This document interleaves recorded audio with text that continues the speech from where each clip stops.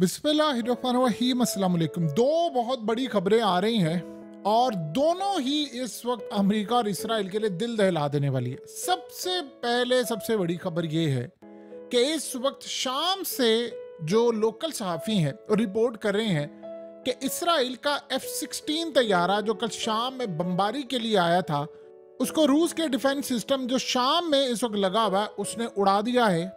और इस सूरत हाल में अभी ऑफिशियली जो चाहे शाम हो या इसराइल हो, इन्होंने अभी तक कोई कंफर्मेशन नहीं थी, लेकिन लोकल साफी कह रहे हैं कि रिपोर्ट्स इमर्ज हो रही हैं कि वहां पर इसको हिट किया गया। इस पर आगे चलकर बात करते हैं, लेकिन जो सबसे अहम डेवलपमेंट इस वक्त हो रही है वो अमेरिका का 10वां सबसे ज्यादा एडवांस सबसे आला वर्जन का MQ-9 रिपर ड्रोन यमन ने तबाह कर दिया है।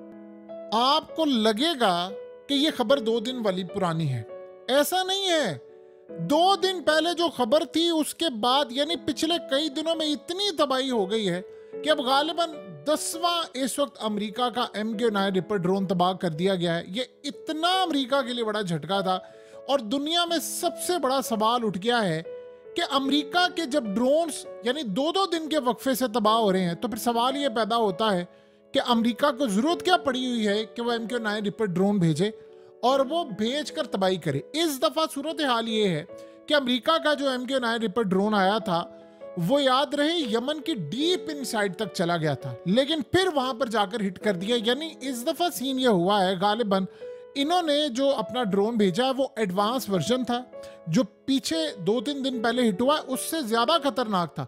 उसने 2-3 सिक्योरिटी जो बैरियर्स थे उसको क्रॉस किया, अंदर तक गया। अब इन्होंने सवाल सबसे बड़ा ये पैदा होता है कि जब आपको पता है कि वो तबाह कर सकता है फिर ये किया क्या। असल में होता क्या है कि जब ये ड्रोन जाता है तो उसने नीचे फुटेज बनानी होती है, तो वो रियल टाइम में फुटेज जो होती है वो पीछे सेव हो रही होती है। यानी आप जा रहे हैं तो पीछे वो डाटा जो है, जितना आप मिसाल के तौर पर हिट होने से पहले पहले जितनी आपने इंफॉर्मेशन निकालनी, आपने स्कैन किया पूरे का पूरा एरिया, स्कैन करने के साथ एटलीस्ट तबाह होने से पहले जितना डाटा था वो उन्होंने ले लिया और वो फुटेज पीछे चली गई। आप अंदाजा करें 30-35 मिलियन US डॉलर्स का ड्रोन और वो सबसे एडवांस वर्जन। इस दफा जो भेजा उसने एटलीस्ट यमन की 2-3 सिक्योरिटी लेयर्स को ब्रेक किया है। यानी पहले तो ये था कि एक ड्रोन आया और वो जैसे ही एंटर हुआ यमन की हदूद में उसको तबाह कर दिया गया। पहले ये ड्रोन्स थे, इस तरह की तबाही हो रही थी। ये असल में इनसाइड काफी चला गया था, लेकिन फिर भी इसको तबाह कर दिया गया और वो ड्रोन और ये तमाम चीजें उनके हाथ में लग गई। आप सोचें कि अमेरिका इतना डेस्परेट हो गया है, इतना डेस्परेट हो गया है कि उसके कंट्रोल में चीजें नहीं है। गुस्से से वो पागल हो चुका है कि अमेरिका का ड्रोन वो तबाही करवाने के लिए तैयार है, रिस्क लेने के लिए तैयार है। उसको ये लगा कि हमारा जो एडवांस वर्जन है ये हो सकता है ना तबाह हो, और उसने रिस्क लिया। 50-50 चांस था और इसमें कम से कम वो 2-3 सिक्योरिटी लेयर ब्रेक करने में कामयाब हुए और आगे तक चले गए। उतनी फुटेज उन्होंने बना ली और वो डाटा पीछे चला गया। अब वो इसराइल को दे रहे हैं और बता रहे हैं कि या उससे फिजिबिलिटी बनाकर कि हमने कैसे हमला करना है, क्या करना है। बहरहाल उन तक डाटा चला गया। ये बात पता थी यमन को कि आएंगे हमला करने के लिए, हमने कैसे मैनेज करना है। बहरहाल अमेरिका का ड्रोन तबाह हो गया और ये इतना बड़ा अमेरिका के लिए झटका है कि इससे ऊपर उनके पास कुछ भी नहीं है। इससे ऊपर आप समझ ले कोई चीज है ही नहीं स्कैन करने के लिए। यानी अमेरिका की तारीख में इससे ऊपर कुछ भी नहीं है। अब वो क्या करें, यानी सबसे ज्यादा एडवांस ड्रोन और वो भी MQ-9 रिपर का जो एडवांस वर्जन है वो उन्होंने भेजा। और आप सोचें कि इस सारी सूरत हाल में क्या हुआ। अब इसराइल की जो पोजीशन इस वक्त हो गई है उसका आप अच्छी तरह अंदाजा लगा सकते हैं कि इस वक्त सबसे ज्यादा मसला ये है कि यमन के डिपो को उन्होंने तबाह करना था।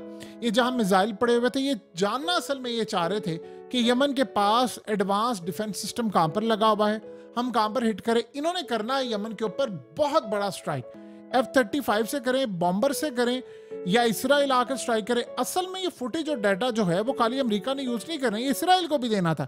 इसराइल प्लान कर रहा है स्ट्राइक करने का यमन के ऊपर, बड़ा खतरनाक स्ट्राइक करने का प्लान कर रहा है। और वो ये जानना चाह रहे हैं कि क्या हम नीचे स्कैन कर दें, क्योंकि स्कैन करने वाले इनके कैमरे बड़े इस ही कमाल के, जिस आप कह सकते हैं कि वो निचली सतह पर जाकर स्कैन करता है और बड़े जबरदस्त है। वो स्कैन करके उसके बाद पूरा डाटा पीछे भेजता है, फिर ये एनालाइज करते हैं, फिर उसके बाद ये हमले के लिए आगे जाते हैं। सो इस सारी सूरत हाल में आप अंदाजा करें कि अमेरिका तो कभी गीली जमीन पर पांव रखने वाला नहीं है। यानी उसको अगर पता हो कि यहाँ पर मुझे नुकसान है वो काम नहीं करता, लेकिन इस सूरत हाल में वो रिस्क लेने को तैयार हो गया कि भाई ठीक है कि इस सारे मामले पर हमें बर्दाश्त करना पड़ेगा, लेकिन कम से कम हम थोड़ी सी इंफॉर्मेशन तो निकाल ले। और वो जितनी फुटेज थी वो तो जाहिर सी बात अब लेके, क्योंकि वो रियल टाइम में, अब ऐसा तो है नहीं कि वो डाटा स्टोर हो, ये सारा कुछ हो, अब तो रियल टाइम के अंदर सैटेलाइट के साथ कनेक्ट होता है। आप अंदाजा करें कि इसराइल इतना डेस्परेट था, और सबसे बढ़कर बात यह है कि अमेरिका की स्टैब्लिशमेंट के ऑर्डर होते हैं नीचे, ऑफिसर इनकार नहीं कर सकते। अब जाहिर सी बात है एयरफोर्स ऐसा तो नहीं हो सकता कि वो इनकार कर दे ऐसा मामला, तो इनको इतना बड़ा झटका लगा है कि वो तो इनका तबाह हो गया। अब जो असल कहानी है वो है शाम की। शाम में 2 दिन पहले की है बहुत ज्यादा बमबारी की है इसराइल के जेट्स ने, F-16 भी थे और दीगर भी थे। अब शाम से खबर आ रही है 2018 में भी एक दफा तबाह किया था इन्होंने F-16, और तब भी रूस की इन्वॉल्वमेंट थी। अब गालिबन खबर आ रही है कि इसराइल का F-16 शाम के अंदर तबाह किया गया है एक मिसाइल मारकर। लेकिन इस सारी सूरत हाल में अभी तक सिर्फ लोकल जो सतह पर रिपोर्टर्स हैं, जो मीडिया की पर्सनालिटीज हैं, वही रिपोर्ट कर रहे हैं। जो एविएशन के एक्सपर्ट्स हैं वही सिर्फ बातचीत कर रहे हैं। शाम की गवर्नमेंट की जानिब से इस पर बात नहीं की गई। और याद रहे अभी तक इसराइल ने भी इसकी ना तरदीद की है ना तस्दीक की है। या तो आप तरदीद करते हैं तो चले मामला अक्सर होता है, और जरूरी नहीं है। इसराइल जिसने दुनिया ने पूछा कि तुमने क्या किया, कहते जी हमने तो नहीं मारे, हमने तो ये जो लाखों लोग मारे हैं सारे के सारे हमास ही के थे। यानी आप अंदाजा करें कि वो इनको बड़ा जबरदस्त जवाब दिया था रूस ने। उसने कहा 3 साल से बड़ा कोई भी हो इजराइल के नजदीक वो हमास का ही होता है, तो वो उसको नहीं छोड़ते, वो मार देते हैं। यानी उन्होंने इनको बहुत ज्यादा तगड़ा जवाब दिया कि आपकी औकात ये है कि आप दुनिया में झूठ बोलने के माहिर हो।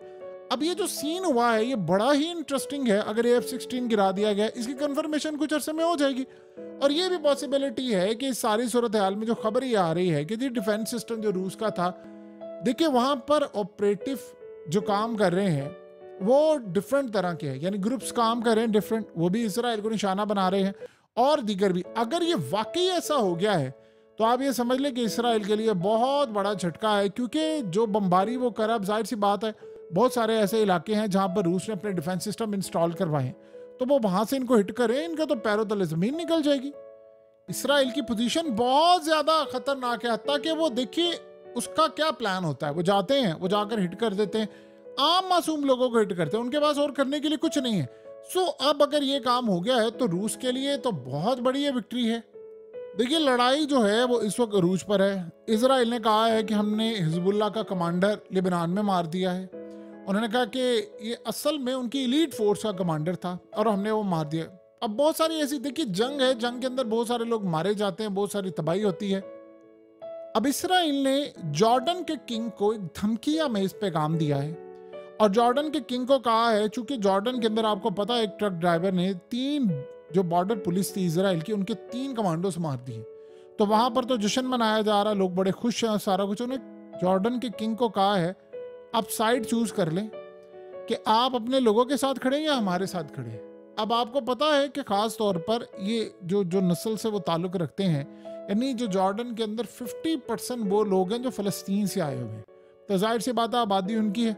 और वो कह रहे हैं कि आप अगर ये काम करना चाह रहे हैं, वो ज्वाइंट इन्वेस्टिगेशन कर रहे हैं। आप सोचे कि इसराइल ने कहा इस चेक करें, इसके पीछे पूरा ग्रुप है, इंडिविजुअल काम किया कुछ है, तो जॉर्डन पूरी तरह ताउन कर रहा है। उन्होंने बड़ा क्लियरली जॉर्डन को भी कहा। आपको पता है कि रिसेंट ये इराक ने हमला किया था और वो सीधा इसराइल को हिट करने के लिए जा रहा था हाइफा, लेकिन इसराइल के तैयारे गए जॉर्डन की एयर स्पेस में जाकर उन्हें तबाह किया। एक तो होता है कि जॉर्डन का डिफेंस सिस्टम का काम कर रहा है, चाहे वो अमेरिका का है, फ्रांस का है, किसी और का, तो वो उसको हिट करे नहीं, इजराइल के तैयारों ने वहां से हिट किया। और ये बहुत ही अजीबोगरीब सूरत हाल थी कि इस वक्त उनके यानी तैयारे जो है वो फिजा में मौजूद होते हैं, उनके जेट्स भी हैं या उनका डिफेंस सिस्टम में बहुत सारी चीजें, यानी ये भी सूरत हाल। इसराइल ने कहा जी हमने जेट से तबाह किया है। जब लोग कह रहे थे कि भाई अगर ऐसी सूरत हाल है तो क्या इसका मतलब है कि आप हर टाइम एयर स्पेस में, क्योंकि जब कोई आ रहा होता है मिसाइल या कोई चीज, बड़ा मुश्किल होता है कि जेट्स जाएं। इसका मतलब है कि हर टाइम आप फिजा के अंदर मॉनिटरिंग कर रहे हैं, तो इसका मतलब है कि आप उनकी फिजा में मौजूद है या खुफिया तौर पर आपने जॉर्डन में कोई अपना डिफेंस सिस्टम लगाया हुआ है। बहरहाल मामला इस वक्त इसराइल के लिए खराब है। अगर ये चीज कंफर्म हो जाती है कि इनके F-16 तैयारे को गिराया गया है, तो आप ये समझ ले शाम के अंदर से तो पहली एक आवाज आ गई है। अब गालिबन इस सूरत हाल में आपको पता है कि लिबनान को एडवांस डिफेंस सिस्टम अब ईरान ने पहुंचा दिया है। अब वहां से भी अगर मिसाल के तौर पर इनका कोई जेट या कोई चीज तबाह हो जाती है तो ये बहुत बड़ा झटका होगा वैसे 2 दिन पहले लेबनान ने काफ़ी हद तक जो इनके जेट्स आए थे बमबारी करने, उन पर मिसाइल दागे थे। वो अलग बात है कि वो उनको हिट नहीं किए, लेकिन ये था कि इनके जो जेट्स थे वो वापस जाने के लिए तैयार हो गए। सो इस वक्त डिफेंस सिस्टम की अशद ज़रूरत है लेबनान को भी, शाम को भी, ईरान को भी और दीगर ताकतों को भी, कि अगर उन्होंने इसराइल का मुकाबला करना है। तो कुल मिलाकर सूरत हाल बड़ी अजीबोगरीब पूरी दुनिया में हो चुकी है और खेल बहुत ही ज़्यादा इंटरेस्टिंग मरहले में दाखिल हो चुका है। अमेरिका के लिए तो तबाही है, क्योंकि यमन ने तो 10वां ड्रोन उनका तबाह कर दिया और उसके बाद बाकी सूरत हाल क्या होगी ये आने वाला वक्त बताएगा। एक चीज़ तय है, अमेरिका का ही F-16 है, अमेरिका का MQ-9 रिपर ड्रोन है, इनडायरेक्टली अमेरिकी टेक्नोलॉजी जमीन बोस हो रही है।